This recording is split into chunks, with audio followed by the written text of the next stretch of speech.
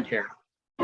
Welcome to the Arts and Antique Radio Show, where your host, nationally recognized certified appraiser Elizabeth Stewart, Santa Barbara's treasure sleuth, will help you put a value on the treasures in your own home.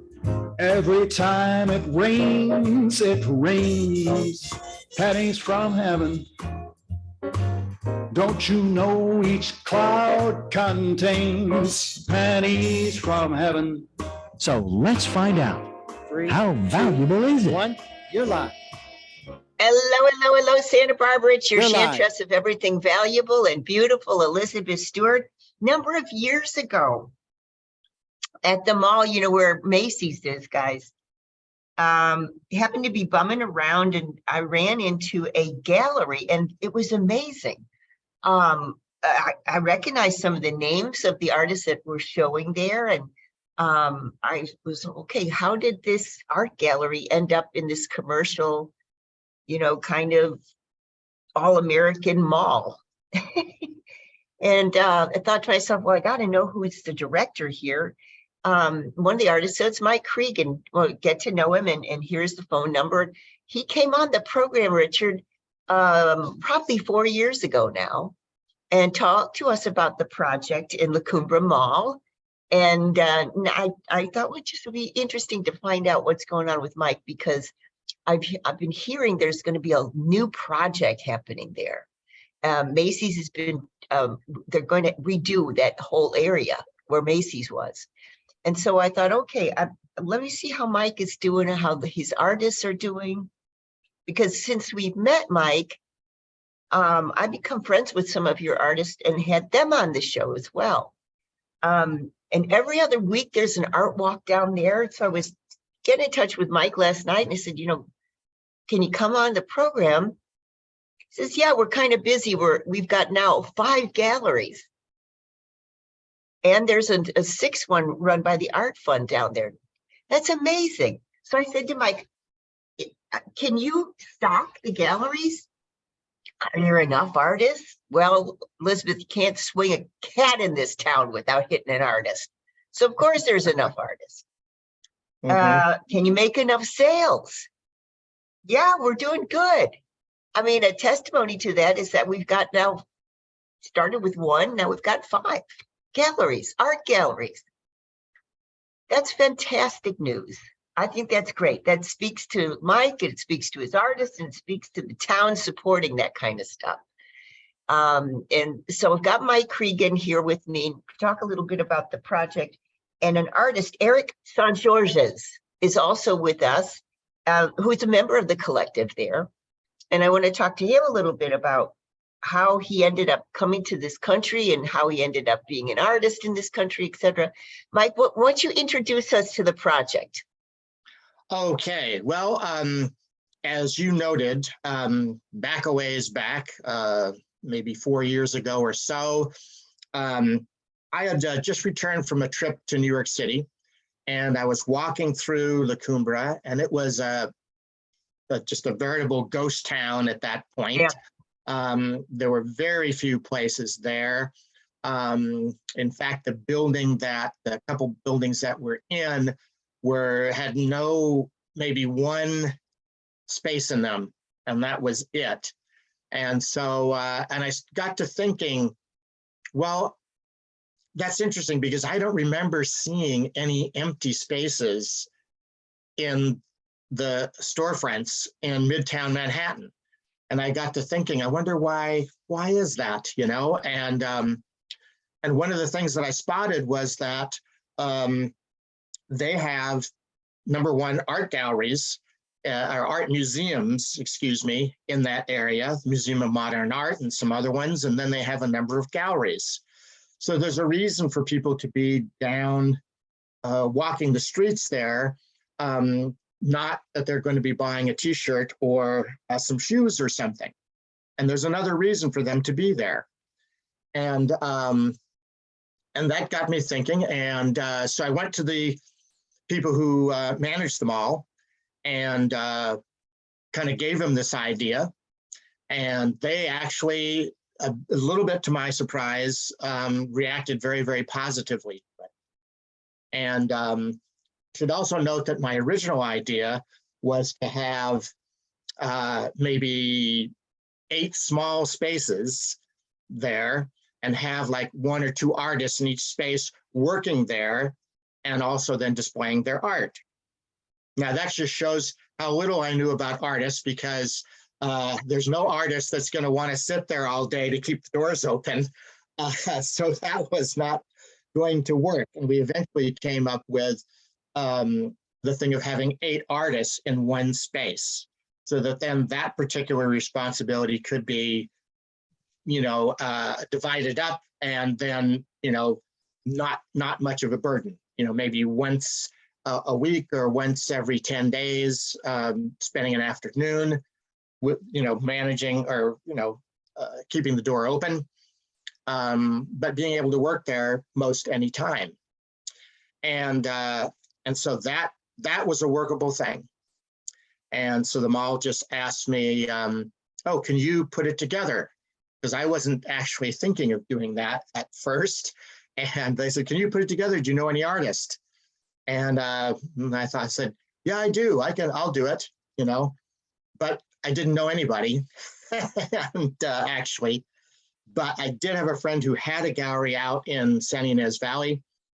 And then they put me in touch with people in Santa Barbara, and it went from there. And yeah.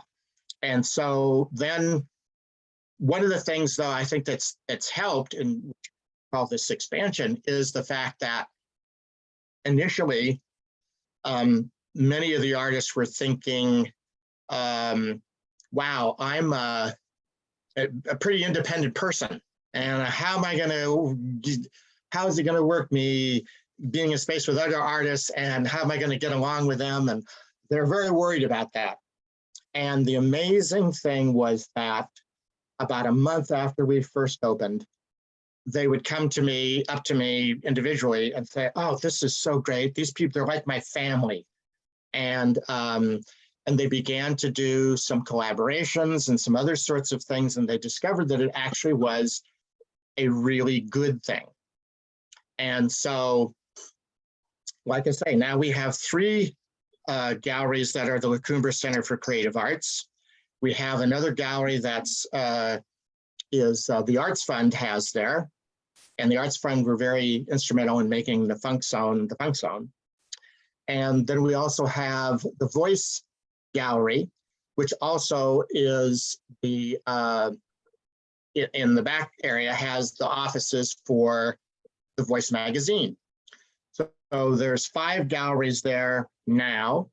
And then it was just announced, the Grace Fisher Foundation, I'm not sure if you're familiar with them, but they have a fundraising concert at the Granada Theater each December.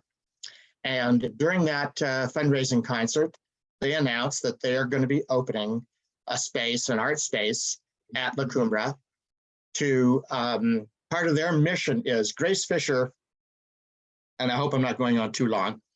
Grace Fisher, as a teenager, had been accepted to and was getting ready to go to the Berklee School of Music to be a composer and musician. And she got a disease, unfortunately, that paralyzed her from the neck down. And she wasn't able to go there. But she was very determined and to find a way to still be creative. And so she has found, and her mom have formed a foundation, the Grace Fisher Foundation, that helps other kids, teenagers who have disabilities to be able to fulfill their art dreams, whether it's painting or sculpture or music or drama, whatever it might be.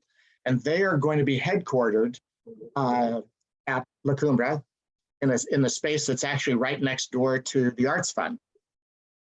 And they're opening in February. So at that point, we will have 6 galleries, because that's part of their space, and creative endeavors there. And we had originally hoped that we would be able to eventually make it into an art destination, and it's getting to be that way. Oh, that's fantastic. That's such a great success story. And I've heard about the Grace Fisher Foundation. Yeah, Mhm. that's extremely noble, and she's an incredible woman. Yes, she is. Incredible. I just want to just ask Mike. So Mike, your experience in art organization or art administration or as an artist, any experience before this revelation in Midtown Manhattan that we needed a mixed use, creative, commercial model? No, I knew nothing about art galleries, or I mean, other than having been in them, that sort of a thing. And I'm not an artist myself. I don't draw. I couldn't draw to save my life, and or sculpture. Though I suppose some Play-Doh things I could do. But you know, so I don't. But I really wanted to make this happen for the artist, for the mall, and for the community. And that's one of the things that the people, and why they've worked with me, the people at the mall, is that they sense that we're not out for ourselves only, that we are also wanting to help the mall be a better place and to help them attract other people, and for the community to have something there that's good for them. And so, and I think that's one of the things that has actually made it work. Wonderful. You know, before we go to quick break, I just want to mention one of our artists, Eric Saint-Georges, is here. And one of the artists from the La Cubra Arts Collective with an interesting story to tell. And so don't turn that down, dear listener. Back in a minute. Rich, let's go to quick break. Okay, you're clear. So Rosie, you're a hi, Rosie. So Hi. we're going to bring you on right at 10:30. That's fine. I just show up freakishly early to everything. So Do you really? I do. That's a fantastic trait. I'm always late for everything.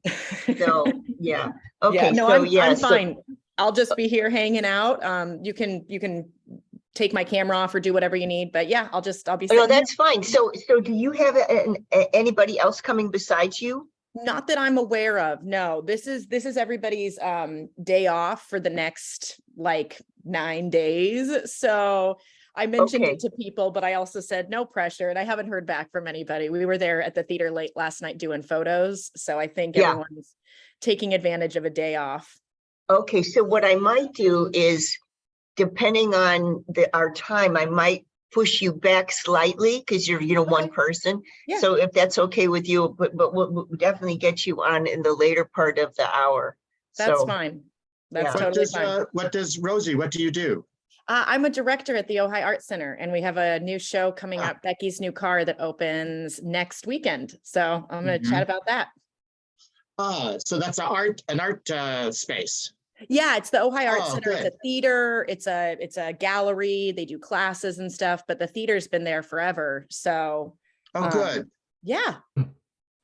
That's a good thing. That's a very good thing. We have something from City College Theater Department that we're going to be doing on February 2nd. Oh, cool. What are you guys doing?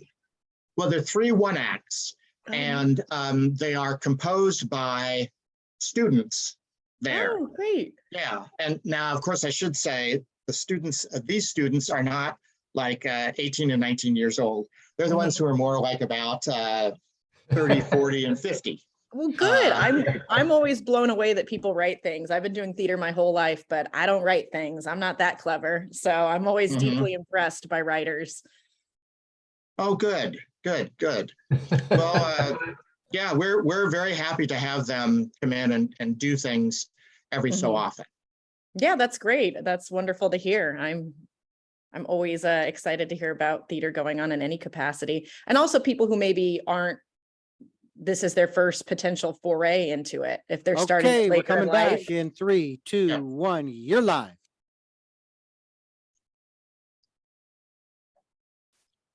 You are live, Elizabeth.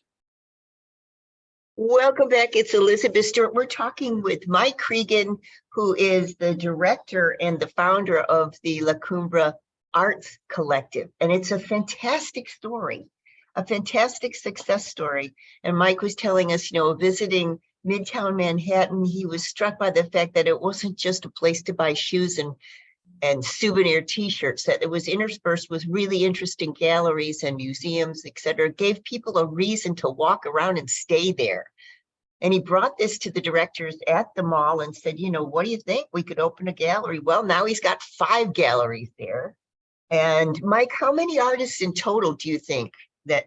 Well, we have in our group, the Columbia Center for Creative Arts, we have 24 artists. And it's not like many collectives are something where it's like 100 artists and they have one space. And so they change off, you know, every 3 months you might have something displayed. These are like artists in residence. And some of them have been with us since most of them actually have been with us since the very beginning. And they have workspace, generally workspace there, and display space. So it's not just like a revolving, you know, what's the stock? The stock is the art. It's the artist that's actually there. And you were telling us that your model was, let's say you've got 8 artists that sort of share the same space, and there's one artist who's kind of the curator for the day or the week, Mike? Well, it's sort of, usually there's a leader, each gallery kind of selects somebody to kind of lead things, because you need to have somebody that's kind of heading things up. And then the rest of them kind of decide collectively, you know, when they're going to change the windows, when they're going to change things around a bit, when they're going to do this and that, and daily policy sorts of things. But when the public is there, so let's say Yes. I go in, do I see the artist, the lead artist, for example, being the shopkeeper? No, they schedule each other. Once a month, they sit down and get together what days they have available and that sort of thing. And then they assign, I guess you could say, you've got Tuesday this week, you've got Wednesday, they make a calendar of it. And so all 8 of the artists do spend usually about 3 slots per month where they are there to keep the doors open and help anybody who wants to buy the art. And usually they're also working there at the same time. And many of the artists work there even when they're not sitting there, because they have the space to do painting and that sort of a thing. Right. So I remember it was probably 3 years ago, you asked me to present a talk to the artist. And it was great for me to be there and meet. I remember the wonderful photographer Kenji I met that night, because John, my partner's Yes. a photographer, and he and Kenji hit it off. And you know, I was talking to the artist about what the art world, how the art world looks at an artist in regards to the market of the artist, and what are the influences of the market on the artist. It was a kind of an interesting talk, because at the end of the talk, if you remember, Mike, one of the artists said, would you, you know, Elizabeth, you've been looking at art for 35 years or so. Would you, you know, do an art market one woman critique? And so then a number of artists had popped out of the woodwork and brought canvases up to the front and said, you know, what as an appraiser working for like an insurance company or a gallery or a museum, which I do, you know, what would you look for? How would you understand the work of art? There was some darn good work. I mean, I was hard pressed to find anything to say except that's great. You know, I was really surprised. Yeah, it was fantastic. So I want to talk a little bit with Eric St. Georges. I hope I'm saying that right. Yes, you're saying very well, actually. more the French way than the American way. So Eric, so tell me, what's your medium? What do you do for the collective? Tell me a little bit about you. So I'm a sculptor mostly. I do also a lot of life drawings, but I spend much more time doing sculpture because I'm doing bronze, and this is very time consuming. I go to the city college to have access to the foundry, which is beautiful, and have access to the shop where I can do also work with steel and wood.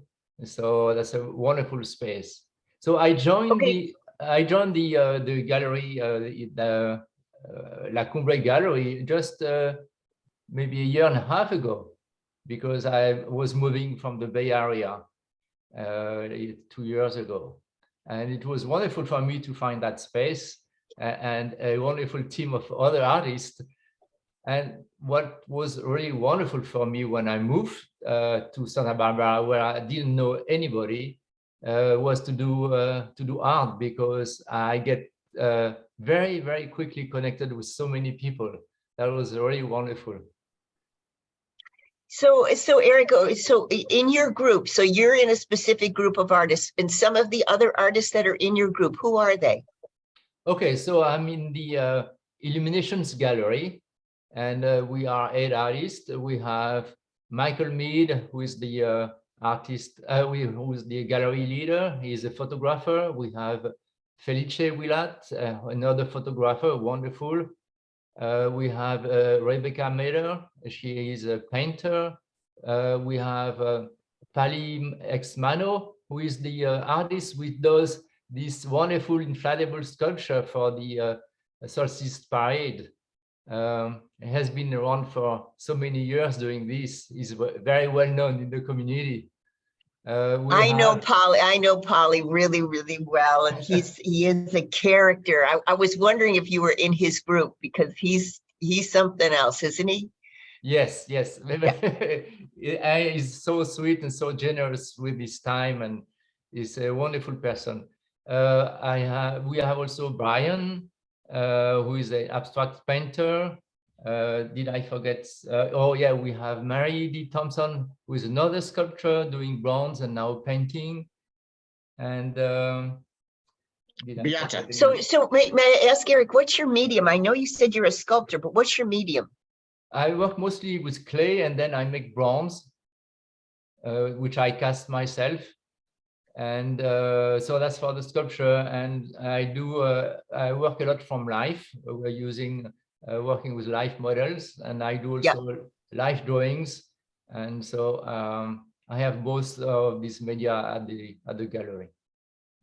And so were you trained in France, or you're studying at City College now, right? Well, I was trained in France as an engineer. And I did 35 years of engineering, and then in 2015 I decided that's enough, and I switched to sculpture. So I started to take some classes for the bronze casting at the in the Bay Area at the West Valley College, the community college. That's where I learned how to cast bronze, and then I was a teaching assistant there for a little while before I moved to the Bay Area, to Santa Barbara. Now, did you say you cast yourself? Yes. Wow. So I mean, that's kind of an endeavor. So do you have a foundry in the back of your yard? I mean, where's your foundry? I go to a city college to cast it. Okay. The bronze. Okay.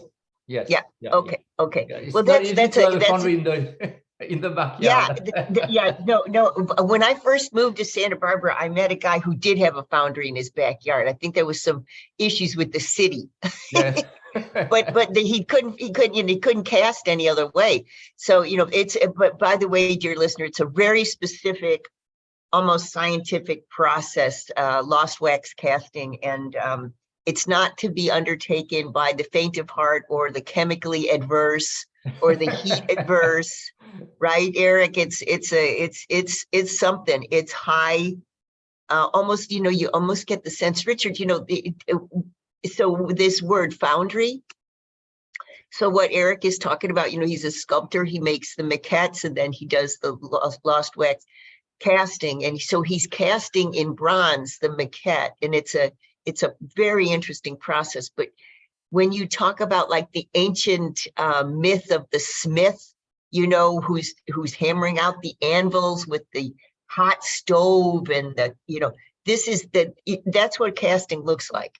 Mm-hmm. Yes. It's very, very, very intense. And that's what I was saying, Eric. So where do you cast? So yes. And when we pour the hot bronze into the molds, and we have always some people that we invite to watch, and they're always very, very impressed, and it's a very exciting moment. It is. It is. It's a birth of fire, isn't it? It's a Yeah. birth from a fire. Yeah. Fantastic. And Mike, have you seen Eric at work and in his casting? No, I haven't.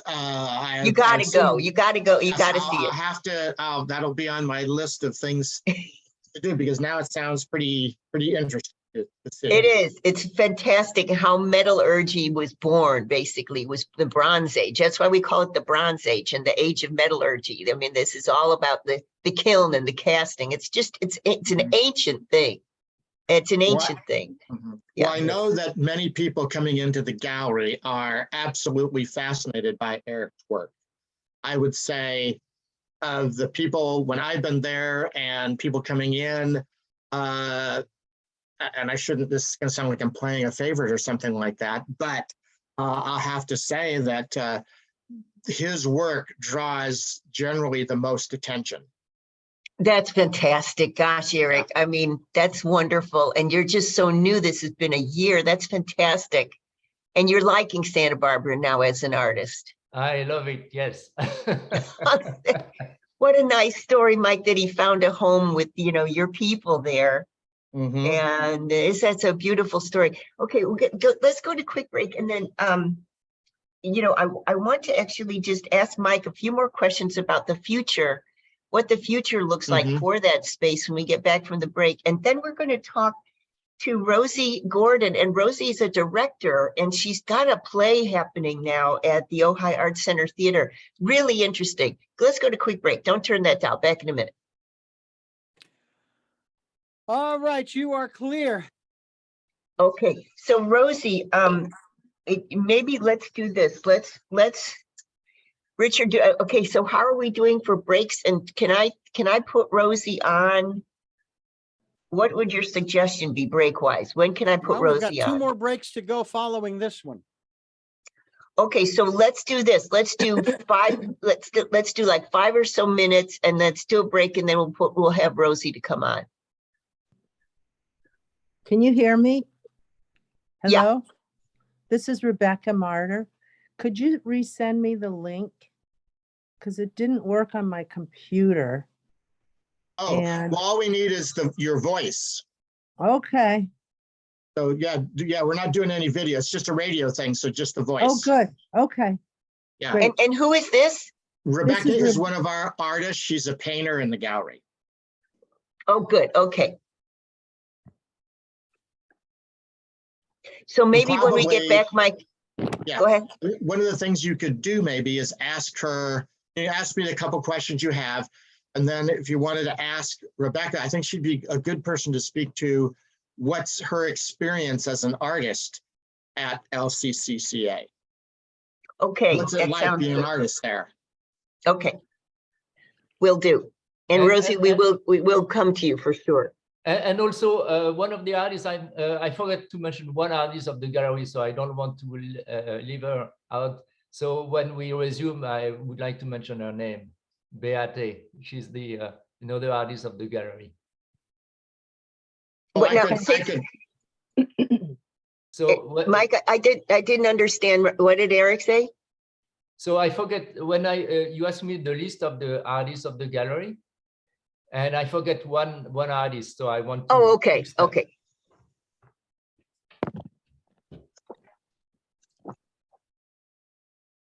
You have to realize when you're a person doing a radio show, the breaks are very important to you. All right, here we go. Coming back in 3, 2, 1. You're live. Welcome back. It's Elizabeth Stewart, and I'm talking with Mike Cregan and Eric St. Georges about the La Cumbra Arts Center. And this is a surprise. We have Rebecca, who is an artist who's within the center, and she just popped on the screen and is joining us.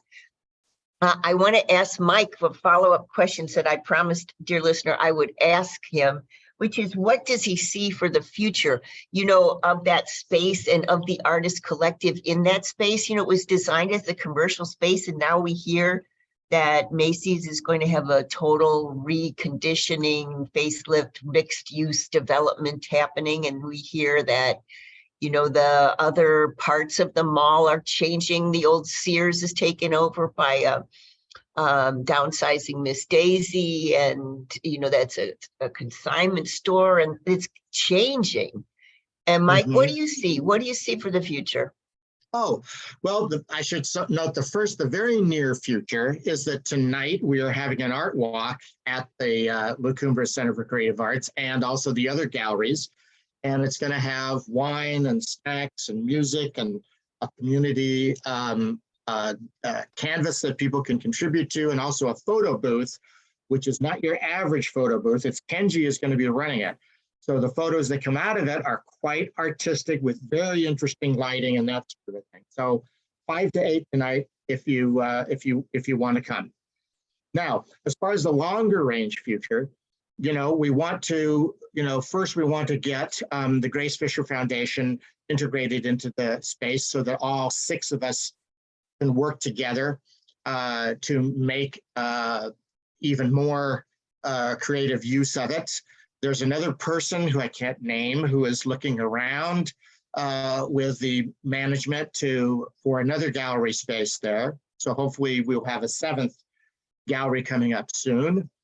And again, we just want to make it so that it is a very interesting space for people to come to. And we're going to add, as I say, we're going to have the City College theater department is going to be doing some 1-act plays in one of the galleries on February 2nd. And we want to do more of that, have poetry readings and that sort of thing to enhance, the artistic character of the place. And then if Macy's does what they're doing, actually, I think that's going to be something that works to our advantage, because you'll have a community of 600, probably like about 1,000 people there, right next door, right adjacent. And I think that's going to make it actually even better and make it, I hope, a real hub of artistic activity. I think that would be fantastic. That would be it was I'm blown away with the success. And, over COVID, I didn't really catch up with Mike. And now I'm finding out all the great success. It just warms my heart that we, as a community, have the bandwidth to do such a thing. And Eric wanted to mention, when we were at break, he was giving us a list of the artists that were involved in his space. And I think you said, Eric, you wanted to just give a shout out. You missed one? Yeah, I missed our latest artist who joined the gallery last year, Beate Hammer, and just want to make sure that I don't forget one of us. Well, thank you for that. And I want to ask Rebecca. Rebecca's on the line, who's an artist with the center. Rebecca, do you hear me? Yes, I do. Okay, so you're a painter. What's your last name? Marder, Marder. Rebecca Marder. Okay, and you're in the collective, and you're not with Eric Saint-Georges. You're in another collective, right? No. Actually, I am with Eric. Okay, With okay. Eric. There you go. And what do you think of Eric's work? I love Eric's work. It's so inspiring, and it's very easy to show. People come in and they're just drawn to it. They go, right to it. And I just love his freedom and the sort of raw, soulful aspect of his work. Yeah, it's great. You're very Eric, sweet, Rebecca. Eric, what do you think of Rebecca's work? I love her paintings. She's doing beautiful painting using mixed media and collage, and it's also, she has a space there where she works, and it's really nice to see her there. Beautiful paintings. I like her work. Thank you. And not always beautiful. I'm one of these people that, unlike the plein air or sort of representational artists, I have the freedom at La Cumbre to just be inspired to be myself and sort of self-express. So I do abstract paintings, and I do tend to mess them up a little. So they're not always beautiful. But yeah, I really enjoy working in the space. People come in and they love to hear the process and the collaborations of our gallery and the diversity of each artist and mixed mediums. And so, Rebecca, may I ask how what's the financial gain like? I mean, are you making it okay selling? Yeah, yes, I am. Just out of nowhere, fantastic. someone will come and buy a painting right out of the window. Or, Eric actually recently sold one of mine. Yeah, so it's it's just about when I'm ready to say, what am I doing this for? Then I'll sell 2 or 3 pieces. So it's really a mystery how that works. Sometimes it's a really old piece that I've had for 7 years. But it's really what's the word? It's just magical how it kind of all came together. The gallery, the 3 galleries, and the camaraderie and the support and the community And involvement. how long, Rebecca, how long have you been in the collective? Since the very beginning.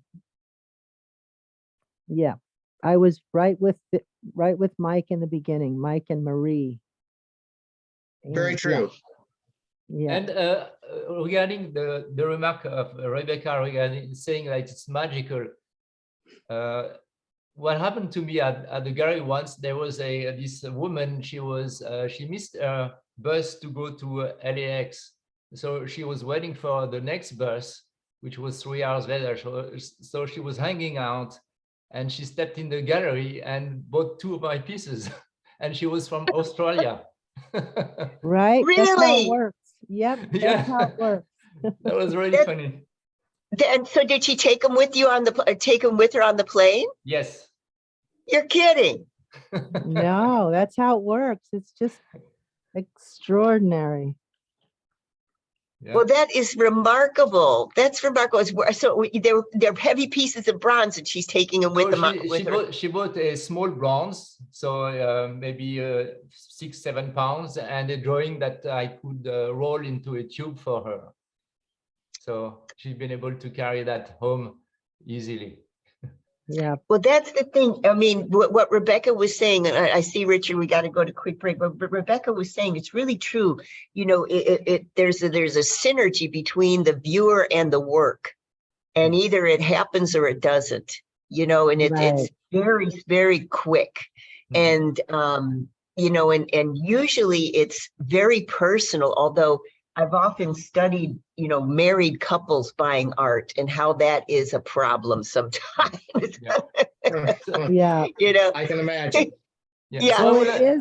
I would like to it is and it isn't, because one time a couple came in and they said, let's walk in and each of us pick our favorite piece and don't say anything. And then, so they each went around the gallery, and then they met at the center desk, and they both picked my piece, one of my pieces, one of 20.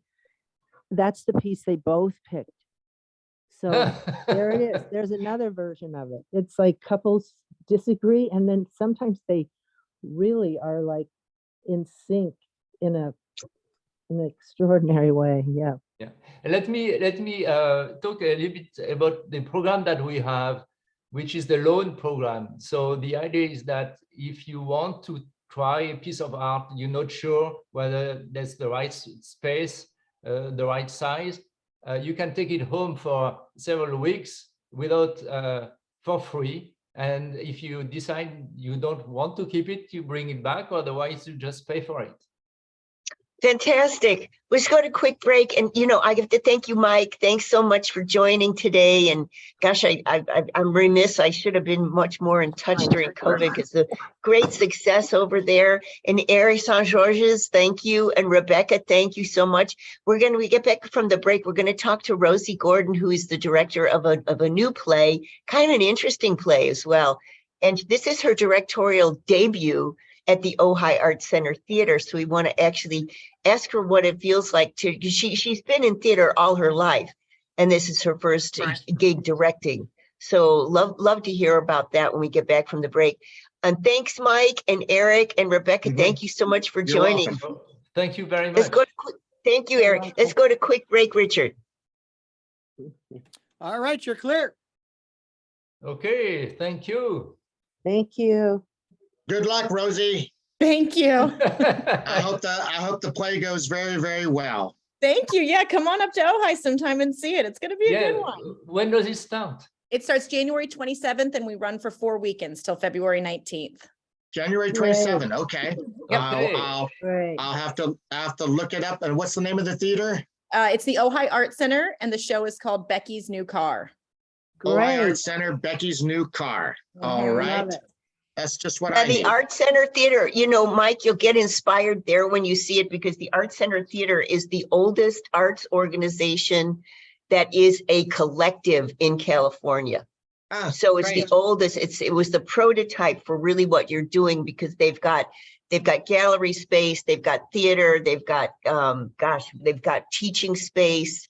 And they've been devoted, I think, to that community, mixed media sort of thing since the 30s.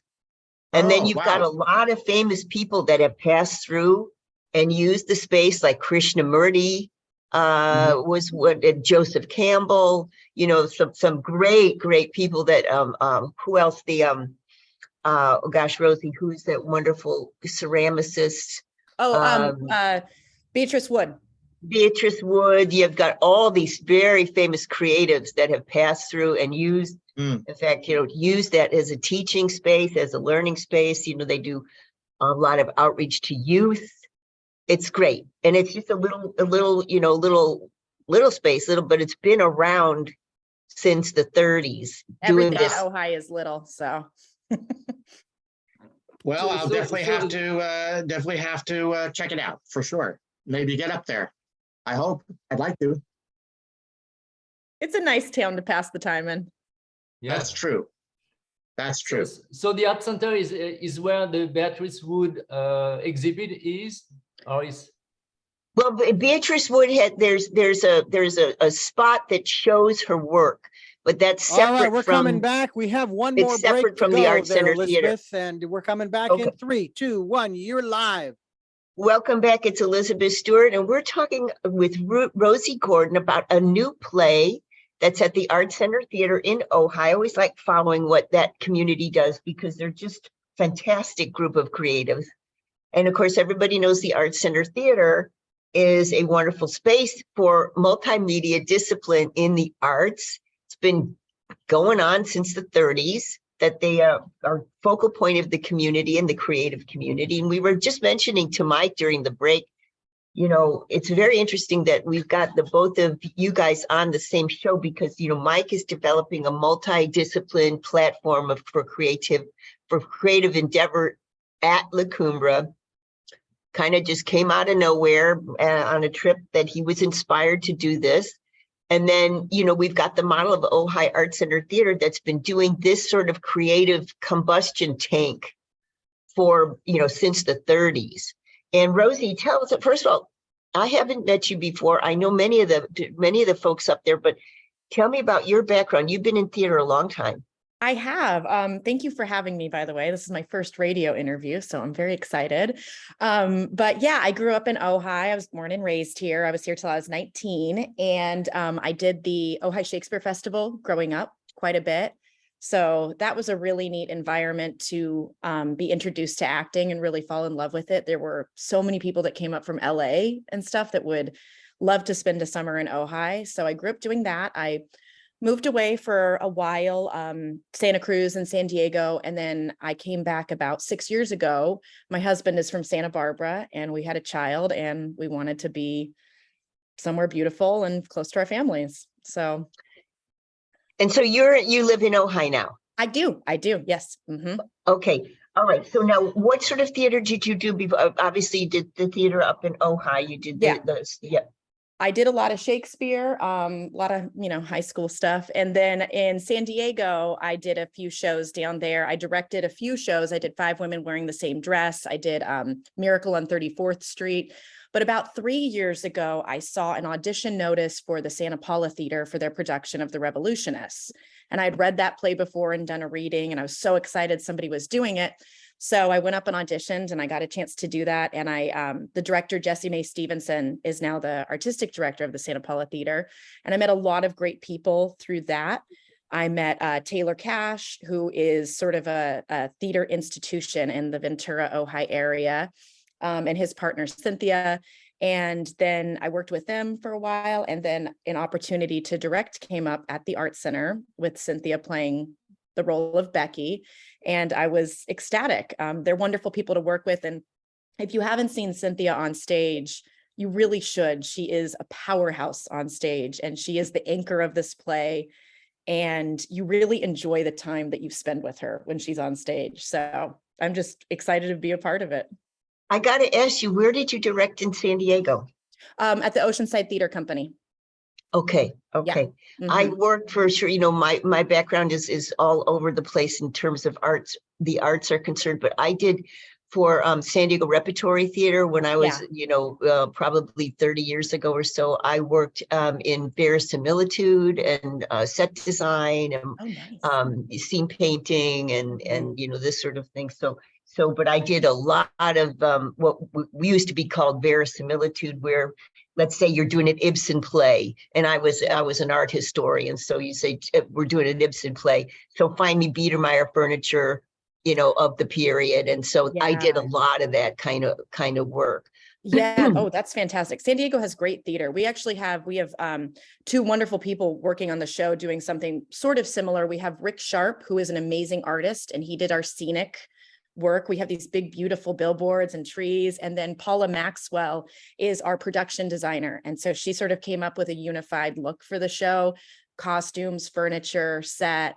So yeah, we're excited to have them be a part of this too, and sort of do not quite the same thing, but similar. Yeah. So Richard, you're giving us a sign. We got to go to quick break.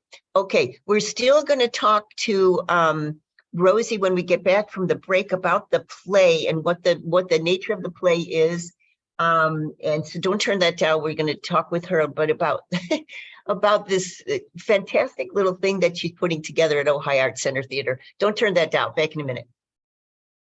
And you're clear. God, I hope I don't sound like a total idiot. You are sounding just fine. Just calm it down. Just relax. Okay. Or better yet, knock it off. Just cut it out. You'd think being an actor, I'd be a little better at this, but well, you know, it's an interesting dynamic that you're dealing with here, and you know, we're the real hard hour is the next hour. You know, boy, you don't want to be around for that one.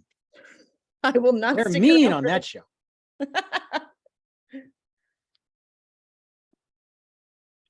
I had my first experience on stage with the Santa Barbara Revels back in December, and I got to tell you, that was a blast. That was really fun. Right? I mean, when you get into that point on stage where you're no longer terrified and you're having fun, there's nothing like it. It's the best feeling in the world. Well, I'll tell you, I was never afraid because there were so many of us on stage. It was like, oh, my family, which was a big family of, 40 or 50 people. Oh, wow. But it was so nice that's what made it so comfortable. Yeah. Yeah, that's very true with this show. The cast is really wonderful. Usually in a show, there's at least one person that you're like, oh, okay. And there's nobody in this show. Everybody's really fun and really nice. And it makes it feel, it's very enjoyable. It's like spending time with friends. It's very nice. And then, of course, when we had the audience, it was really kind of cool. What I hate is when you've got audience members, and we had one in the last performance on Sunday that decided they were going to mouth off during, almost try to talk to us on stage. And I knew the guy, and I'm going, will you shut up? That's when you politely but firmly ask them to leave. His only takeaway from the whole thing was, no, I didn't get thrown out. I said, well, I wanted to tell him, well, I wanted to. Right. You let me do my job as actor. You do your job as audience member and shush. All right, Elizabeth on stage. Okay. In 3, 2. Oh, by the way, you have 4.5 minutes. In 3, 2, 1, you're live. Welcome back. It's Elizabeth Stewart. I'm speaking with Rosie Gordon, who's the director of a new play at the Art Center Theater in Ojai. Rosie, tell us about the premise of the play. The play is Becky Foster is middle-aged, middle income, working a middle, job at a car dealership. And then one night, a rather eccentric millionaire wanders in to buy some cars. And then it becomes sort of a question of the life not lived. Walter, the eccentric millionaire, has a line later where he says, "Do you ever do that? Imagine a sort of parallel life." And so Becky sort of tries to live two parallel lives, which is very difficult, as she finds out. But it's a really fun, quick play. There is a lot of sort of messing around with the genre, messing around with the fourth wall. And yeah, hijinks ensue. It actually reminds me would you like to describe for listeners the fourth wall? Oh, so the fourth wall is when you go to a show and the actors are clearly facing you and looking at you, but we all participate in we all do the willing suspension of disbelief and pretend that there is a wall there. They can't see us and they don't know that we're watching them. And this play definitely decides to mess around with that a little bit and maybe not hold that convention with such reverence. So it's really fun. It's done creatively and well. And I think it adds an extra element that you don't always see in theater. So let me ask you this, your lead is you described as a powerhouse and an institution. How do you direct a powerhouse and an institution? Well, institution makes her sound like she's 102, and she's not. But her and Taylor had a theater in Ventura, Flying H, and they did so many fantastic shows there. I'm incredibly lucky that Cynthia and the rest of the amazing cast is mostly just excited to be there. All of us really love theater. There's nobody who is negative, dramatic. It's the nicest group of actors I think I've ever worked with. So professional. Yes, Cynthia is an amazing person to collaborate. She is hardworking, focused, full of ideas, and she really is she commands the stage. She really does. She is very exciting to watch. So here you are, and you're directing a seasoned professional. And do you suggest to her? Do you let her suggest to you? Everything's pretty collaborative. It's pretty enjoyable. Taylor is in the show as well and producing it. And everybody and most people in the show I've worked with before. There's a few new faces. One actor, Max, is making his stage debut, which is exciting. So it's a big variety. So mostly you make a few tweaks, you make a few suggestions. It's really hard to see yourself when you're on stage. You can't direct yourself. You do need somebody on the outside, an objective viewer, to say, that's not quite working. Why don't we try this? Let's increase this, and you just sort of make some suggestions, and everybody takes them wonderfully because they're fantastic actors. Got it. Oh, Rosie, give us the dates of the play.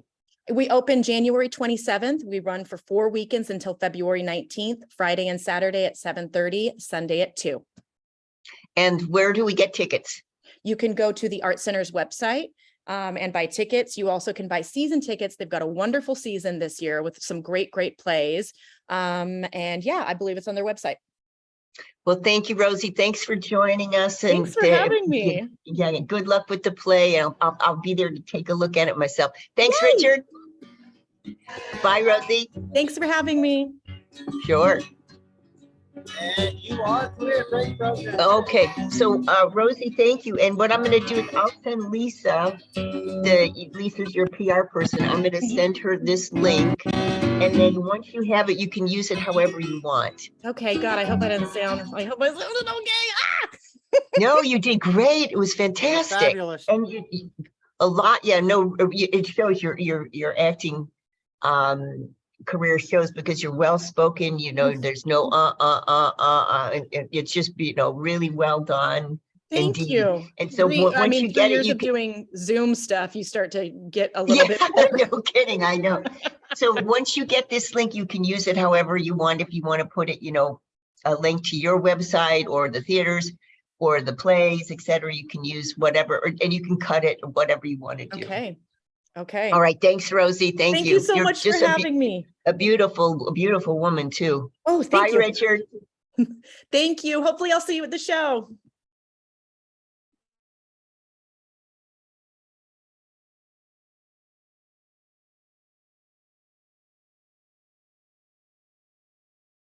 Hi, I'm Chris Cullen. I'm Lisa Cullen. And I'm Leanna Finley. Our program is called Garden Gossip. Stay tuned to KZSB Santa Barbara, the Santa Barbara News Press radio station. I'm Ben Hayes in the KZSB AM/FM News Center. Here's what's happening in California and the West.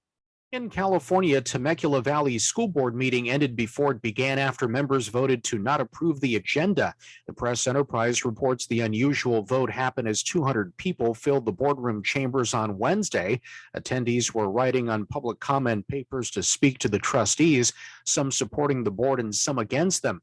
Board President Joseph Komrosky requested they hire a special counsel during a future closed-door meeting. The school board meeting ended after less than an hour. The meeting comes after a conservative majority was recently elected. U.S. Customs and Border Protection officials seized $4 million worth of cocaine hidden in a shipment of decorative stones. Officers say more than 55 cellophane-wrapped packages of cocaine were found on a tractor trailer. A CBP officer randomly offloaded one of the stones and found it had an anomaly which led to the drugs. The driver was turned over to U.S. Immigration and Customs Enforcement. Egg prices have been on the rise, but as ABC's Alex Stone reports, there could soon be some relief. At this egg farm in Chino, California, the wait to buy eggs is about 25 minutes. Grocery stores are sold out, and if they can be found, the price of a dozen eggs in California